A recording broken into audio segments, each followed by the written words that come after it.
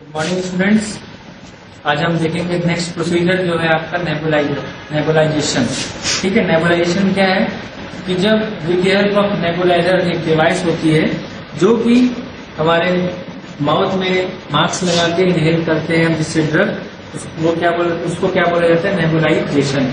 A nebulizer is a drug delivery device used to administer medication, ठीक है, into the form of mist inhale into the lungs. क्या होता है, जो nebuliser machine होती है वो जो हम मेडिसिन नेबुलाइजेशन के लिए यूज कर रहे हैं उसको वो क्या करता है, डिसॉल्व करता है, वेपोराइज करता है, और उसको जब पेशेंट इनहेल करता है तो वो जाके लंग्स में जाता है और वो हेल्पफुल होता है। ठीक है, नेबुलाइजेशन हम कौन कौन से पेशेंट को स्पेशली देते हैं, जिनको रेस्पिरेटरी प्रॉब्लम होती है, ठीक है, जिनको ब्रोंकियोस्पाज्म होता है, जिनका चेस्ट टाइटनेस होता है, जिनको COPD chronic pulmonary obstructive disease होती है, ठीक है, क्रोनिक ऑब्स्ट्रक्टिव पल्मोनरी डिसीज होती है, उनको देते हैं।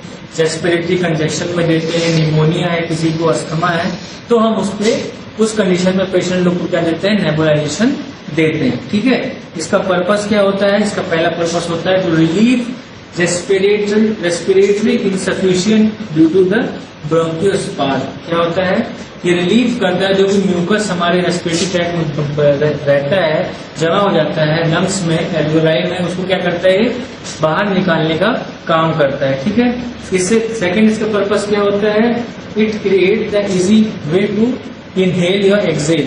जो हम ऑक्सीजन लेते हैं हमको सांस लेने में ये हेल्पफुल करता है। ठीक है, to correct the underlying respiratory disorder responsible for bronchospasm. जो भी हमको रेस्पिरेटरी डिसऑर्डर है उसको क्योर करने में भी नेबुलाइजेशन थेरेपी काम आती है। ठीक है, to reduce inflammatory and allergic response to the upper respiratory tract. जो भी इन्फ्लेमेशन अगर हो रहा होगा, हमारे एलर्जी होगी अपर रेस्पिरेटरी ट्रैक्ट में, उसको भी क्या करता है, ये रिड्यूस करता है। ठीक है, इसके बाद हम देखते हैं इसके टाइप्स। ये 3 टाइप्स के होते हैं। पहला होता है इनहेलर और मेटेड डोज नेबुलाइजर। ये क्या करता है, ये आपको केवल स्टीम, जैसे हम लोग स्टीम इनहेलेशन लेते हैं, स्टीम नीचे से निकलती है और उसको हम इनहेल करते हैं सीधे, without any equipments, without any electrical device. Second होता है आपका जेट नेबुलाइजर। जेट नेबुलाइजर आपका क्या होता है, उस पर जेट मशीन रहती है, वो क्या करती है, मेडिसिन को डिसॉल्व करती है और वेपराइज करती है। उस मशीन के थ्रू हम जेट इनहेल करते हैं, उसको क्या बोलते हैं, जेट नेबुलाइजर। थर्ड होता है अल्ट्रासोनिक नेबुलाइजर। ठीक है, जो हमारे पास है वो आपका अल्ट्रासोनिक नेबुलाइजर है। इसके बाद हम देखते हैं इसके पार्ट्स क्या क्या होते हैं। ये है नेबुलाइजर, जो आपका जेट नेबुलाइजर है। इसका पार्ट्स हम देखेंगे। जो मेन इतनी बड़ी मशीन है ये आपका क्या है, कंप्रेसर है। ठीक है, ये इलेक्ट्रिक से कनेक्ट होता है, यहाँ से कंप्रेस होता है। इसके बाद हम देखते हैं इस पे जो ट्यूब रहता है, ठीक है, ये मार्क्स रहता है और ये ट्यूब रहता है। ये ट्यूब जब हम इस पे कनेक्ट करते हैं, ठीक है, तो इसका पार्ट्स में ये भी आ जाता है, ये क्या हो जाता है, कनेक्टिंग ट्यूब हो जाती है। इसके बाद ये जो आ जाता है आपका ये चीज, यहाँ पर आप मेडिसिन को फिल करते हैं, ये आपका कहलाता है नेबुलाइजर कैप या फिर नेबुलाइजर जार, ये मेडिकेशन जार। इसके बाद हम इस पे मास्क को फिट करते हैं ऐसे, तो ये बन जाता है आपका पूरा एक सेट नेबुलाइजेशन के लिए। ये मास्क हमको पेशेंट को माउथ में कवर करना रहता है। ठीक है,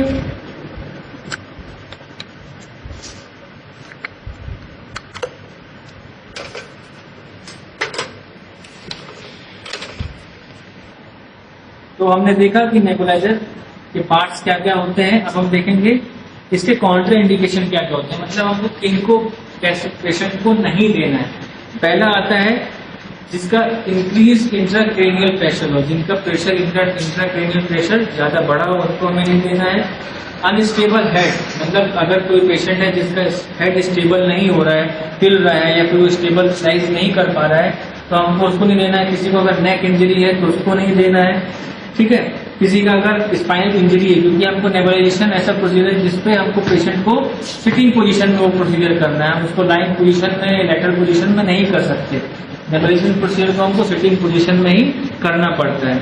इसके बाद रिफ्रैक्चर है, ठीक है, थॉरेसिक सर्जरीज हैं, तो ये सब अगर किसी पेशेंट को हुआ है तो हमको उसको नेबुलाइजेशन नहीं देना है।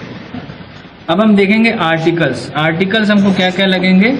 जैसे कि हमने अभी तक देखते आए हैं कि आर्टिकल में हमारा सबसे पहले होता है इंजेक्शन कार्ड। इंजेक्शन कार्ड हम पेशेंट के फाइल से टैली करते हैं। उसके बाद हम इंजेक्शन कार्ड बनाते हैं, इस पे name, age, sex, ward, name of drug, उसका एक्शन, उसका डोज, उसका रूट, उसका नर्सिंग रिस्पॉन्सिबिलिटी हमको लिखना पड़ता है।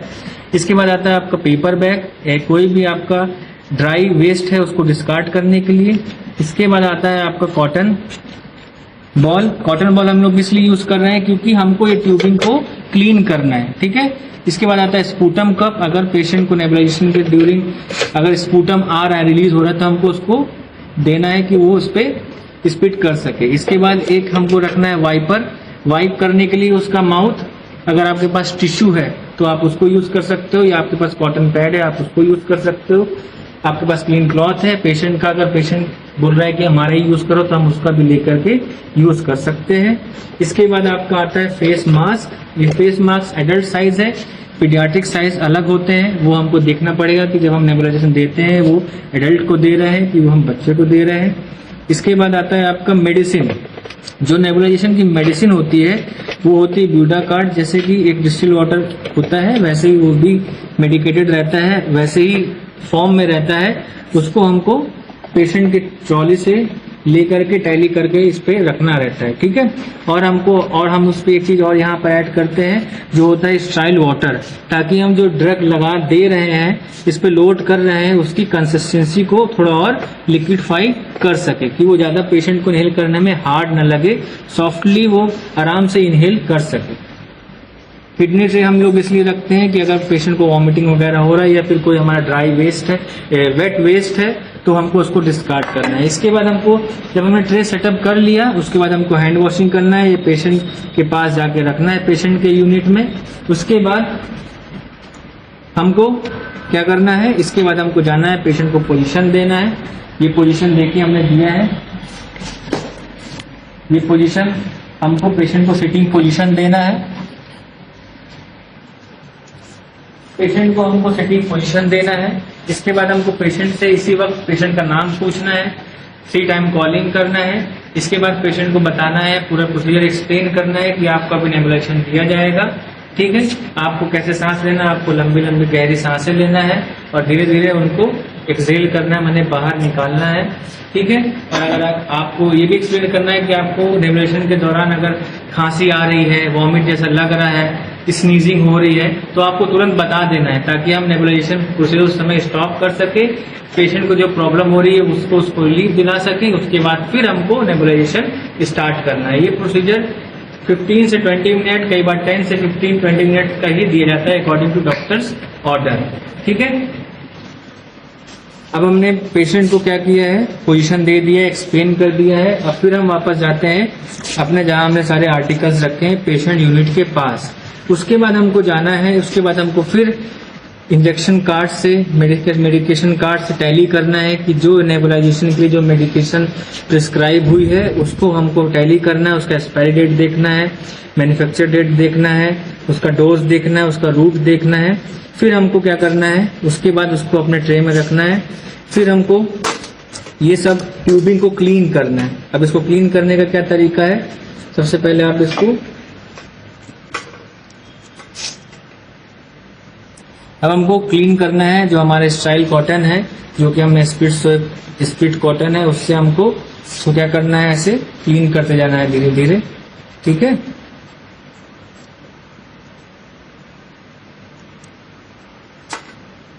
क्लीन करते जाना है। सर्कुलेशन मोशन भी कर सकते हो आप, अगर ऐसा कर रहे हो तो ऐसे भी कर सकते हो।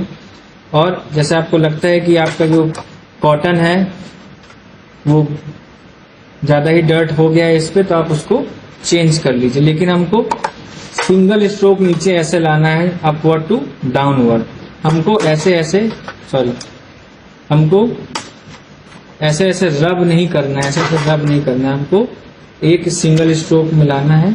ये पूरा क्लीन करके रखना है। फिर इसको हमको डिस्कार्ड करना है किडनी ट्रे में अपने। फिर इसके बाद हम मार्क्स क्लीन करते हैं। मार्क्स को भी क्लीन करना है हमको स्टाइल स्प्लिट स्वेप से, वो भी 1 स्ट्रोक। इस पे इतना भी स्प्लिट नहीं होना चाहिए कंसंट्रेशन कि पेशेंट को इरिटेशन होने लगे। 1 स्ट्रोक ऐसे क्लीन करना है, फिर रख देना है। इसके बाद हमको जो मेडिसिन होगा उसको ओपन करना है और मेडिसिन इस पे पोर करना है। इसके बाद डिस्टिल वाटर हमको ऐड करना है, थोड़ा इसको डाइल्यूट करना है। इसके बाद हमको रिकैप कर देना है, वापस कैप लगा देना है। फिर हमको मास्क को ट्यूबिंग में कनेक्ट करना है।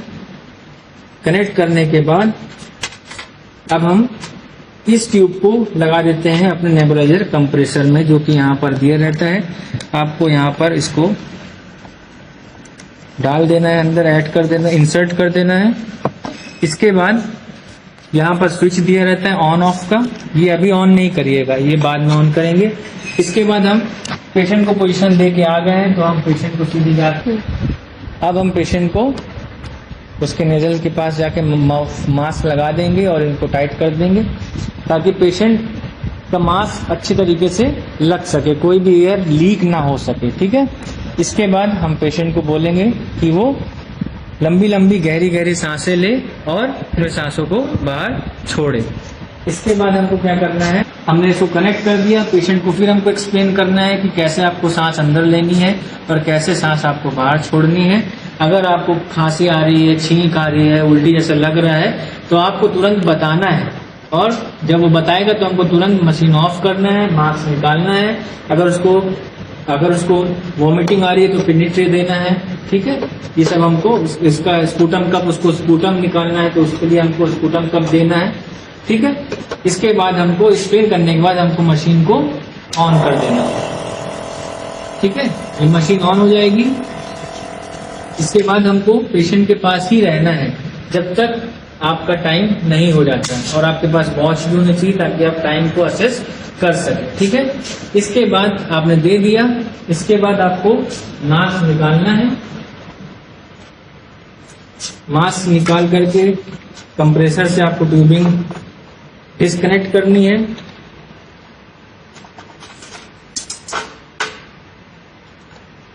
इसके बाद पेशेंट के माउथ को वाइप करना है, क्योंकि हो सकता है उसको स्वेटिंग हुआ हो या कुछ सिक्रीशन आया हो, तो आपको उसको क्लीन करना है।